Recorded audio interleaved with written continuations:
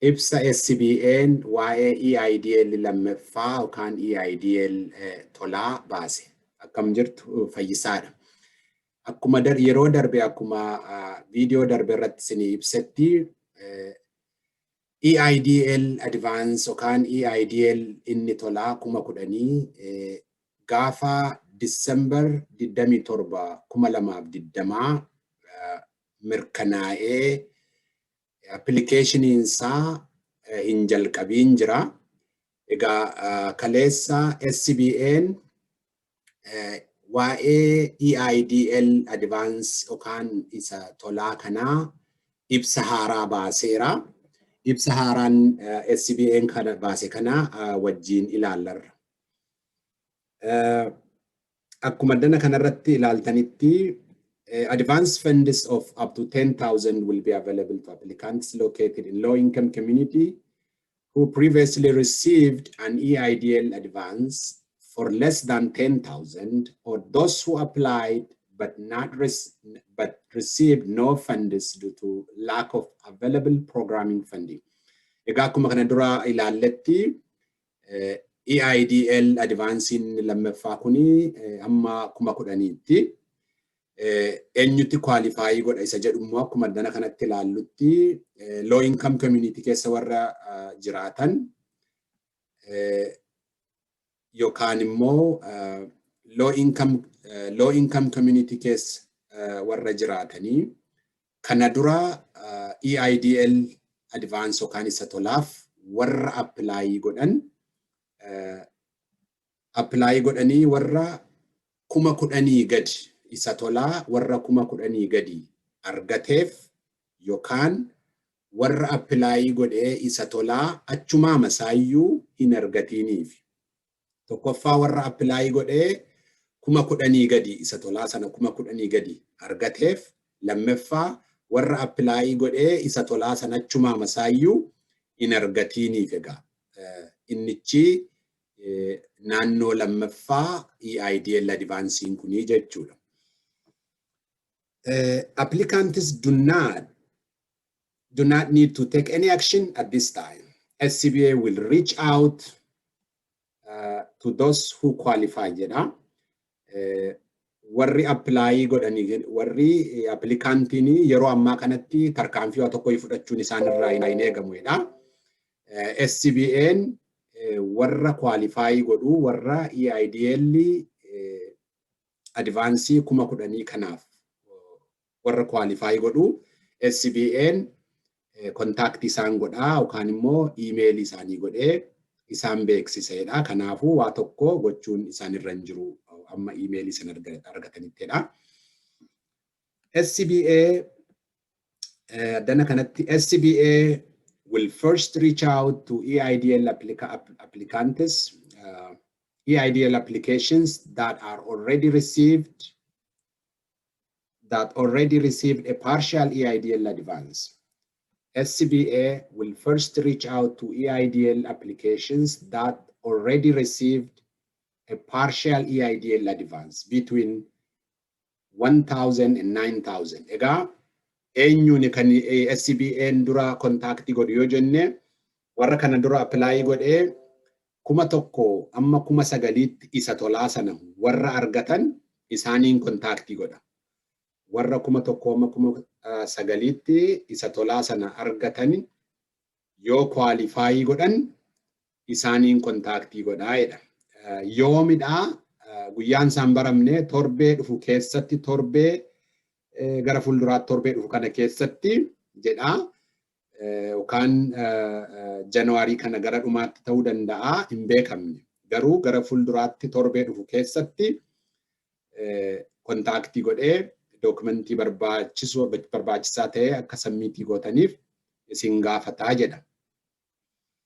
All communications from SCBA will be sent from an official government email with an at scba.gov ending.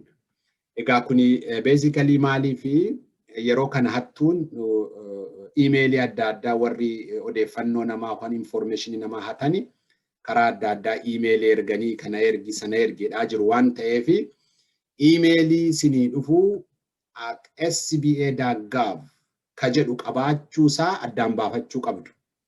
Fayyuma emailiin amma akka namni odeeffannoo kana SBA irraa eegaa jiru waan beekaniif warri hatanis immoo warri odeeffannoo namaa information namaa hatuu barbaadan emailii ergaa jiru waan ta'eef emailii argattan sana at sba.gov jechuusaa addaan baafachuu qabdu jechuudha. Erga addaan baafattanii odeeffannoo gaafatamtan sana yookaan dookumentii gaafatamtan sana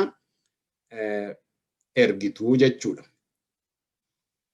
Applicants may qualify if they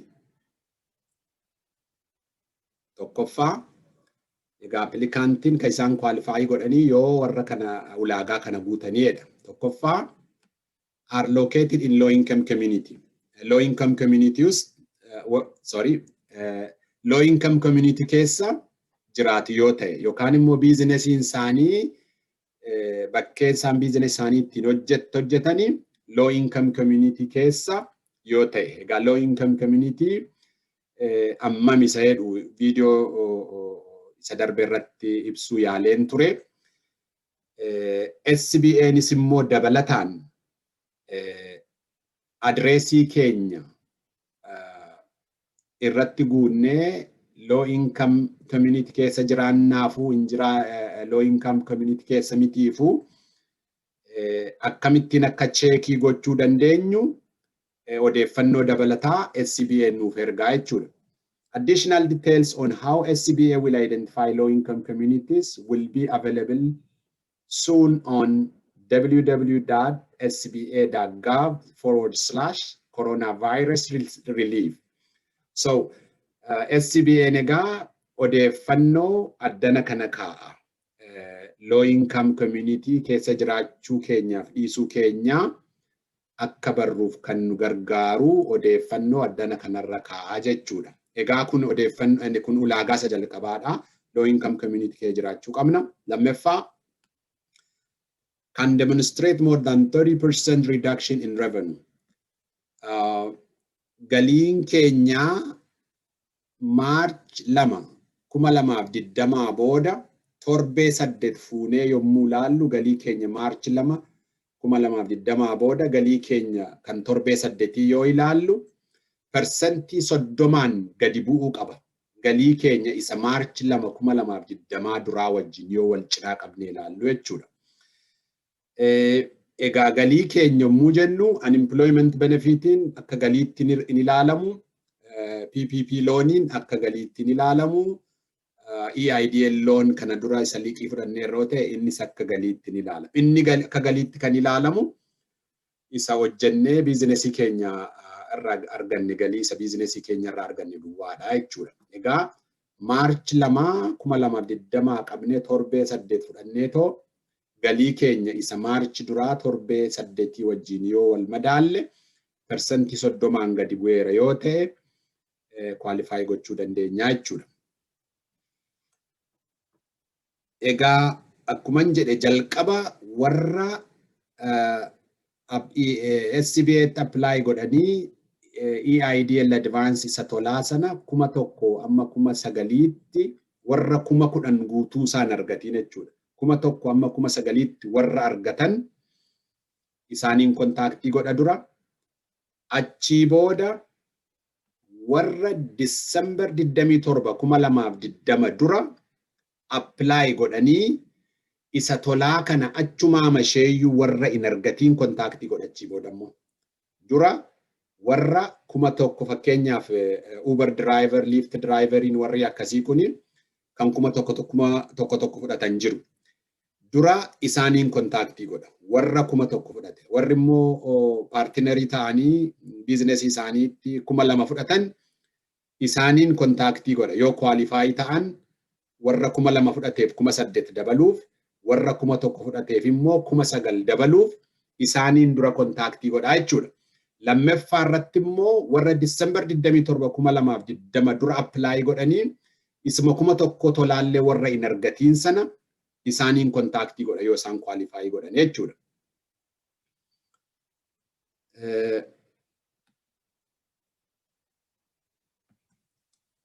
akkuma asirratti ilaallutti next the SCBA will reach out to those who applied for EIDL assistance on or before December 27, 2020 but did not receive the EIDL advance due to lack of program funding. Akkuma isiniin jedhe December 27 dura warra apply godhanii EIDL isa tolaa sana achuma masheeyyuu warra hin argatiin sana kontaaktii godhaa jechuudha.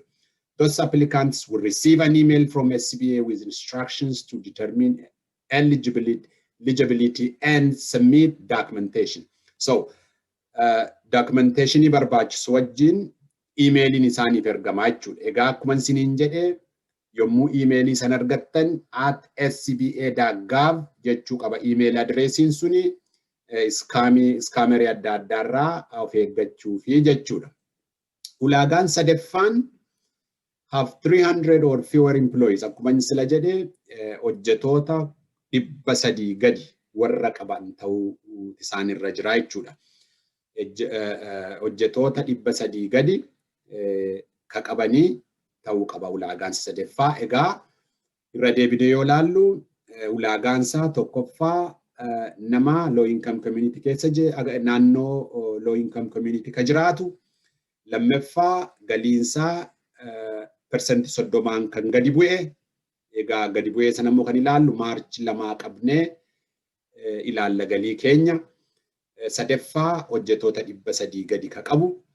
Egaa ulaagaansaa isa kana eenyuti immoo SCBA'n eenyuun dura kontaaktii godha yoo jenne warra kana dura 1,000 amma 9,000tti isa tola argatan isaa booda warra apply godhanii achuma masheeyyuu isa tolaa kana hin argatiin jiran isaaniin lammaffaa irratti kontaaktii godhee dokumentii barbaachisu gaafataa jechuudha. Dhumarratti all applicants may be asked to provide an IRS form 4506T to allow SCBA to request tax return information on the applicant's behalf. So tax return keenya verify gochuu fi formii kana akka guutnee itti erginu nu gaafachuu danda'a jechuudha. So kanaafis qophaa'uu qabna. Dhumarratti please do not submit duplicate COVID-19 EIDL applications. Only prior applications will be considered for the targeted EIDL advance. Duplicate EIDL application in gochuu hin barbaachisu isuma dura warruma dura apply godhan sana contactii godhaa jechuudha.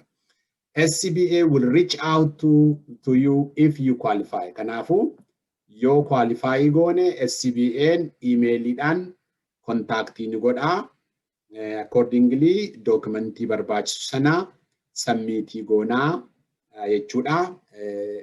Arraaf odeeffannoon jiru kana fakkaata. Gara fuulduraattis immoo odeeffannoon haaraa yoo ba'ee akka dafee siin ga'uu fi best one financially subscribe, like, share godhaa, notification bellis tuqaa.